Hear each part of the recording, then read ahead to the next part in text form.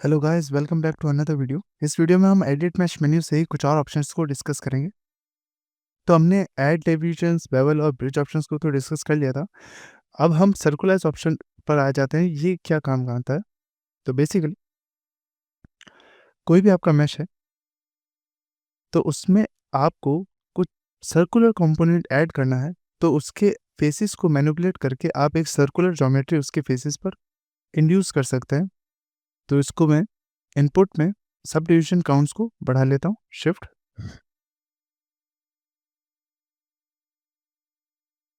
Hold shift middle mouse button drag.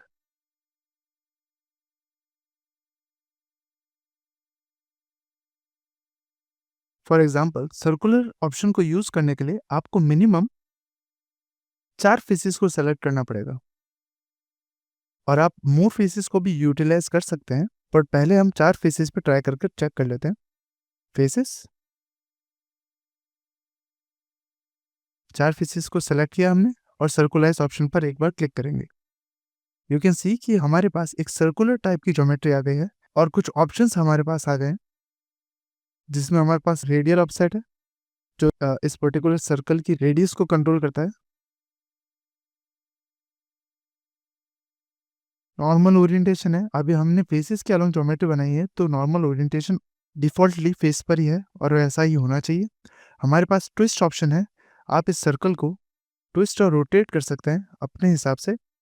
ये भी कभी कभी काम आता है जब सर्कुलराइज ऑप्शन आपके सर्कल को ऑलरेडी ट्विस्टेड पोजिशन में इंड्यूस करता है, तो उसके लिए ये ऑप्शन आप यूज कर सकते हैं। इनमें जो मेन ऑप्शंस है वो आपके top 3 options, normal offset, radial offset और ट्विस्ट, और एक एंड का ऑप्शन जिसमें ऐड डिविजन्स।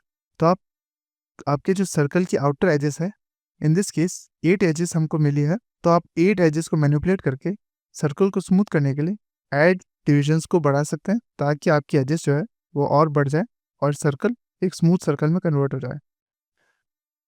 बट क्या ये सर्कल भी यूटिलाइज करना बुरा है? तो बिल्कुल भी नहीं। इस सर्कल को भी आप इजीली यूटिलाइज कर सकते हैं। अगर मैं इसको एक्सट्रूड करता हूँ और थिकनेस को माइनस करता हूँ, एक बार फिर से एक्सट्रूड करने के लिए मैं जी ऑप्शन को प्रेस करता हूँ, ताकि मैंने जो पिछला ऑप्शन यूज़ किया था वो फिर से इम्प्लीमेंट हो जाए। अगर आप अपने कीबोर्ड पर जी बटन को प्रेस करते हैं, तो आपका जो लास्ट ऑपरेशन है वो रिपीट हो जाएगा। इफ़ आई प्रेस जी, तो अब मेरा जो इंटीरियर सेलेक्टेड फेसेस है वो फिर से एक्सट्रूड हो गया है। ऑफसेट को चेंज करूंगा।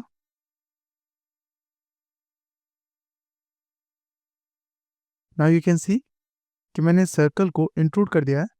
और अगर ऑब्जेक्ट मोड में आके मैं इसको स्मूथ करता हूँ, तो यू कैन सी कि हमारे पास एक परफेक्ट डिप यहाँ पर सर्कुलर फॉर्म में आ चुका है। इसको वापस अनस्मूथ मोड में ले जाते हैं। इसको वापस मैं अनस्मूथ कर लेता हूँ। और हमने पिछली वीडियो में ये सीखा था कि अगर आपको किसी भी एज को कंजर्व करना है और उसे शार्पन रखना है, तो आपको उसके अराउंड एक एज लूप देना पड़ेगा। तो मैं मल्टी कट टूल को यूज करके इस सर्कल की बाउंड्री पर एक एज लूप यहाँ और एक एज लूप यहाँ इसके अंदर दे देता हूँ, to maintain the base form. अब अगर मैं ऑब्जेक्ट मोड में जाकर इसे वापस से स्मूथ मोड में प्रीव्यू करता हूँ, तो यू कैन सी कि हमारे सर्कल का जो फॉर्म है वो मेंटेन हो रहा है और हमारे पास एक क्लीन सर्कुलर कटआउट का शेप आ रहा है। अब हम थोड़ा वापस चलते हैं और देखते हैं कि हम सर्कुलराइज ऑप्शन को और किस तरह से यूटिलाइज कर सकते हैं। तो हमने 4 फेसेस पे सर्कुलराइज ऑप्शन को एक तरफ यूटिलाइज करा है, तो ऐसे ही हम इस फेस पर भी दूसरी तरफ क्यूब के 4 फेसेस को सर्कुलराइज कर लेते हैं। 4 फेसेस को सेलेक्ट करा एंड सर्कुलराइज। अब मैं इन सर्कुलराइज फेसेस को डिलीट कर लेता हूँ, कंट्रोल डिलीट। इस साइड के भी सर्कुलराइज फेसेस को मैं डिलीट कर लेता हूँ, कंट्रोल डिलीट। अब अगर मैं दोनों ही सर्कल्स की एजेस को सेलेक्ट करके होल्ड शिफ्ट सेलेक्ट और इनको ब्रिज कर देता हूँ, तो यू कैन सी कि हमारे क्यूब के अक्रॉस हमें एक ट्यूब या एक टनल मिल गई है, जो कि इजीली क्यूब के दोनों साइड के फेसेस को एक साथ कनेक्ट कर पा रही है। तो अगर आपको फॉर एग्जांपल कुछ की चेन्स या फिर कुछ कोई ऐसा ऑब्जेक्ट जिसमें आपको होल्स बनाने हो, तो आप इस ऑप्शन का यूज़ कर सकते हैं। इसे भी हम स्मूथ प्रीव्यू मोड में एक बार चेक कर लेते हैं कि इसे हम अगर स्मूथ करेंगे तो हमारे पास कैसा रिजल्ट आएगा। स्मूथ, तो आप देख सकते हैं कि हमें बिना सपोर्टिव एजेस दिए भी एक अच्छा सर्कुलर शेप इस क्यूब के अराउंड मिल रहा है।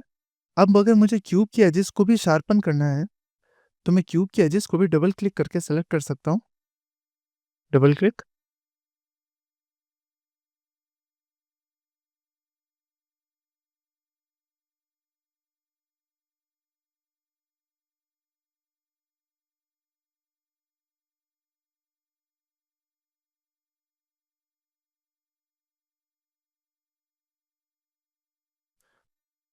पर इस बार मैं सपोर्टिव एजेस बनाने के लिए मल्टी कट टूल का यूज़ नहीं करूँगा। इंस्टेड मैं यूज़ करूँगा बेवल टूल को। तो बेवल टूल को यूज़ करने के लिए शॉर्टकट है कंट्रोल बी।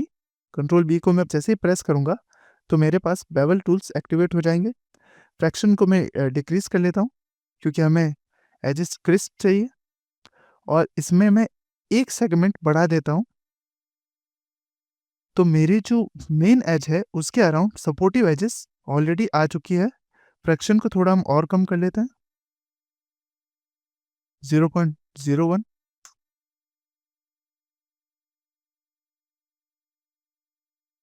या फिर 0.05। अब अगर मैं ऑब्जेक्ट को स्मूथ मोड में प्रीव्यू करता हूँ, तो यू कैन सी कि हमारे क्यूब की जो एजेस है वो एक मिनिमम और क्रिस्प एज और बेवल के साथ डिस्प्ले हो रही है। तो आप इस ऑप्शन को भी इजीली यूटिलाइज कर सकते हैं अपने ऑब्जेक्ट की एजेस को मैनिपुलेट करने के लिए। नेक्स्ट हम डिस्कस कर लेते हैं कोलैप्स को। कोलैप्स के नेम से ही हमें पता चल रहा है कि हम हमारे ऑब्जेक्ट में कोई कंपोनेंट को कोलैप्स कर सकते हैं। मेनली यहाँ पर बात हो रही है एजेस की। तो अगर मैं एज मोड में जाता हूँ और मैं कुछ एजेस को सेलेक्ट करता हूँ, फॉर एग्जांपल मैंने इस एज को सेलेक्ट करा और मैं क्लिक करता हूँ कोलैप्स पे, तो आप देख सकते हैं कि मेरी जो एज है वो कोलैप्स हो गई है और जो वर्टिसेस है वो मर्ज हो गए हैं। मैं उस एज को डिलीट भी कर सकता था, बट उस केस के अंदर हमारी जो वर्टिसेस है वो अपनी ही जगह पर रह जाते और मर्ज नहीं करते।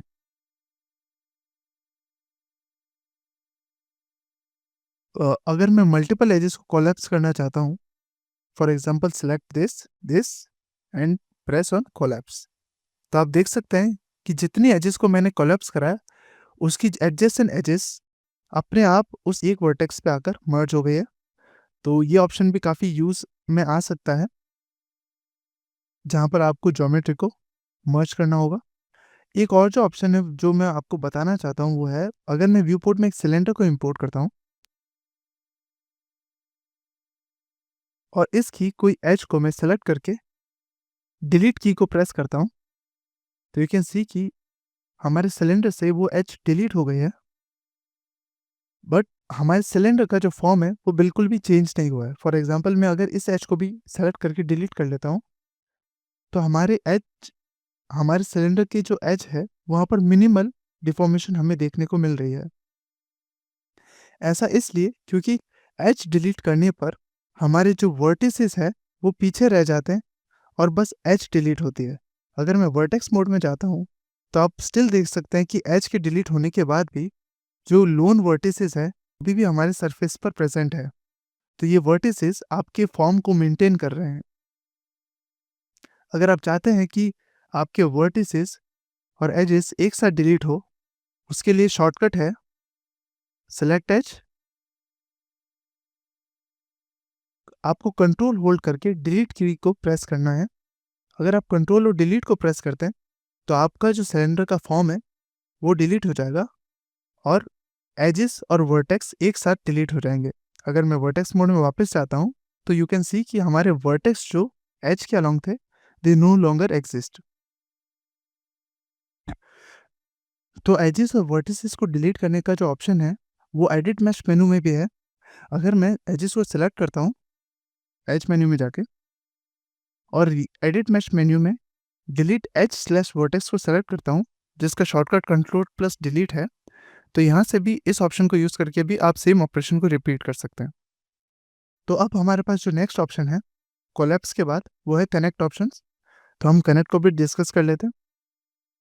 तो कनेक्ट बेसिकली आपके सरफेस पे जो भी एजेस है या वर्टिसेस है उनको कनेक्ट करने के लिए काम में आता है। फॉर एग्जांपल अगर मैं यहाँ पर 4 एजेस को एक साथ सेलेक्ट करता हूँ और कनेक्ट ऑप्शन पे एक बार क्लिक करता हूँ, तो यू कैन सी कि इन चारों एजेस को कनेक्ट करते हुए हमें एक नई एज जो इन चारों एजेस के बीच से गुजर रही है वो मिल गई है। और वैसे ही अगर मैं वर्टेक्स मोड में जाता हूँ, कुछ रैंडम वर्टेक्स को सेलेक्ट कर लेता हूँ और कनेक्ट ऑप्शन पर एक बार क्लिक करता हूँ, तो आप देख सकते हैं हमारे वर्टिसेस जो है वो आपस में कनेक्ट हो रहे हैं एक एज के अलोंग। आपको बस इस बात का ध्यान रखना है कि आप जो भी कंपोनेंट सेलेक्ट कर रहे हो वो एक दूसरे के एडजेसेंट हो। फॉर एग्जांपल अगर मैं एजेस सेलेक्ट कर रहा हूँ तो वो एजेस एक दूसरे के एडजेसेंट होनी चाहिए for me to use connect options.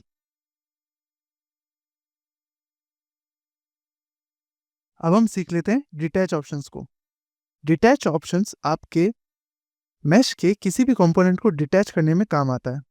For example अगर मैं वर्टेक्स मोड में जाता हूँ, इस वर्टेक्स को सेलेक्ट करता हूँ और डिटैच ऑप्शन पे एक बार क्लिक करता हूँ, तो एक बार क्लिक करने पर यह आपके कंपोनेंट को पूरे मैश से डिटैच कर देगा। और जैसे ही आप इस कंपोनेंट के फेस को सेलेक्ट करके ड्रैग करेंगे, तो यू कैन सी कि हमारे जो कंपोनेंट वर्टेक्स है वो डिटैच होकर मल्टीपल वर्टेक्स में डिस्ट्रीब्यूट हो गया है।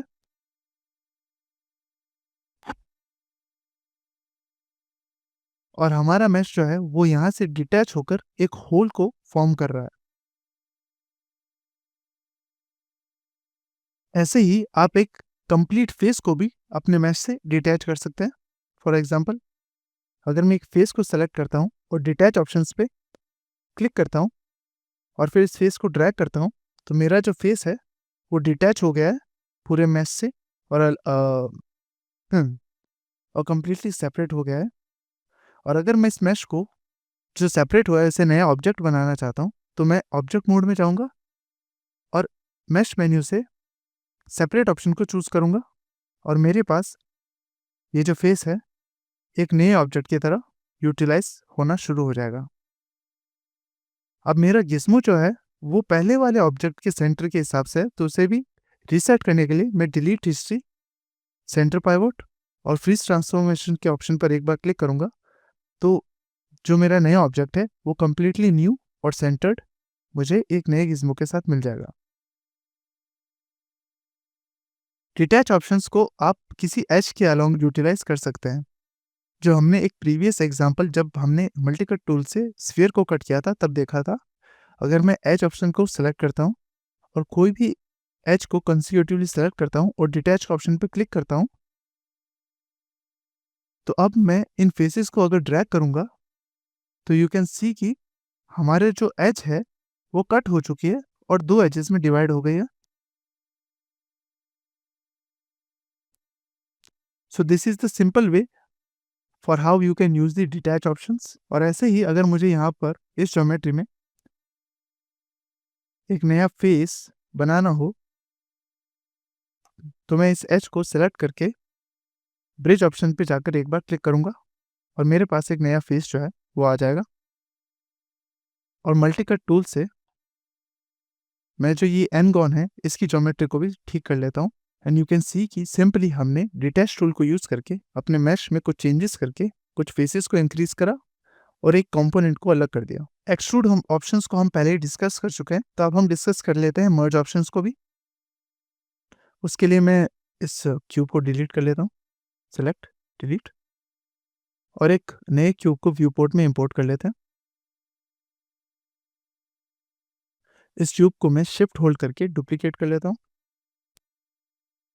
इन दोनों क्यूब को मैं कंबाइन कर लेता हूँ ताकि हम मर्ज के जो ताकि हम मर्ज का जो ऑप्शन है वो यूटिलाइज कर सकें। मर्ज के ऑप्शन को यूटिलाइज करने के लिए हमें कोई भी ऑब्जेक्ट के सिंगल ऑब्जेक्ट के वर्टिसेस को पकड़ना होगा ताकि हम उन वर्टिसेस को आपस में मर्ज कर सकें। तो मैं वर्टेक्स ऑप्शन में जाकर फॉर एग्जांपल अगर मुझे ये वर्टेक्स आपस में मर्ज करने हैं तो मैं इन दोनों वर्टेक्स को सेलेक्ट करूंगा और मर्ज ऑप्शन पे एक बार क्लिक करूंगा तो मेरे जो वर्टेक्स है वो आपस में मर्ज हो जाएंगे। अब मेरे पास जो मैनिपुलेटर टूल है उसमें डिस्टेंस थ्रेशोल्ड का एक ऑप्शन आ रहा है। तो अगर आपके वर्टिसेस किसी भी कारण से मर्ज नहीं होते हैं तो उसका एक कारण ये भी हो सकता है कि आपका डिस्टेंस थ्रेशोल्ड जो है वो बहुत बहुत ही कम है। अभी के लिए हमारे पास ample amount of distance threshold है तो अब हम इन वर्टिसेस को इजीली मर्ज कर सकते हैं। तो ये एक वर्टेक्स बन गया है और मर्ज हो गया है कम्प्लीटली। क्या आप इसे मल्टीपल वर्टेक्स पे एक साथ यूटिलाइज कर सकते हैं वो भी हम चेक कर लेते हैं। मैं इन दोनों वर्टिसेस को और इन दोनों वर्टिसेस को और इनको भी मैं सेलेक्ट कर लेता हूँ। अब मैं क्लिक करूँगा फिर से अब मैं क्लिक करूँगा मर्ज टूल पे फिर से और लेट्स सी कि हमारे वर्टिसेस मर्ज होते हैं या नहीं। तो आप देख सकते हैं कि इस बार हमारे जो वर्टिसेस हैं वो बिल्कुल भी मर्ज नहीं हुए। उसका कारण ये है कि हमारे पास जिन वर्टिसेस को हम मर्ज करने जा रहे हैं उनके बीच में एक कंपोनेंट है यानी दो फेसेस हैं। तो हमारे जो वर्टिसेस हैं वो मर्ज बिल्कुल भी नहीं होंगे क्योंकि फेसेस जो है वो ओवरलैप हो जाएंगे और हमारे पास दो फेसेस के लिए बस 4 ही वर्टिसेस बनेंगे। इसलिए ये ऑपरेशन जो है वो कम्प्लीटली फेल हो जाता है। तो अगर आपको वर्टिसेस को मर्ज करना है तो आपको इन दोनों फेसेस को भी रिमूव करना होगा। Select this face, delete. और अब हम वापस मर्ज ऑप्शन को चेक करेंगे। तो मर्ज वर्टेक्स करने के लिए हम वर्टिसेस को सेलेक्ट कर लेते हैं। अब मैं फिर से मर्ज के ऑप्शन पर एक बार क्लिक करूंगा और थ्रेशोल्ड को बढ़ाऊंगा। यू कैन सी कि हमारे जो वर्टिसेस है वो मर्ज हो गए हैं और जो मर्ज का जो ऑप्शन है वो कम्प्लीटली सक्सेसफुल है। Object mode, vertex, okay. तो अब हम डिस्कस कर लेते हैं हमारे नेक्स्ट ऑप्शन जो कि है मर्ज टू सेंटर। इसे डिस्कस करने के लिए मैं व्यू पोर्ट में एक सिलेंडर को इंपोर्ट कर लेता हूँ। इसको मैनिपुलेट करके इसे सब डिविजन कैप्स को हम 0 कर लेते हैं। अब मैं वर्टेक्स मोड में जाता हूँ तो हमारे पास बहुत सारे वर्टेक्स ऐसे हैं जो कि एक एनकॉन से जुड़े हैं और उनकी साइड्स नहीं है। और मैं चाहता हूँ कि ये वर्टेक्स जो है मल्टीपल वर्टेक्स जो है वो आपस में मर्ज हो जाए।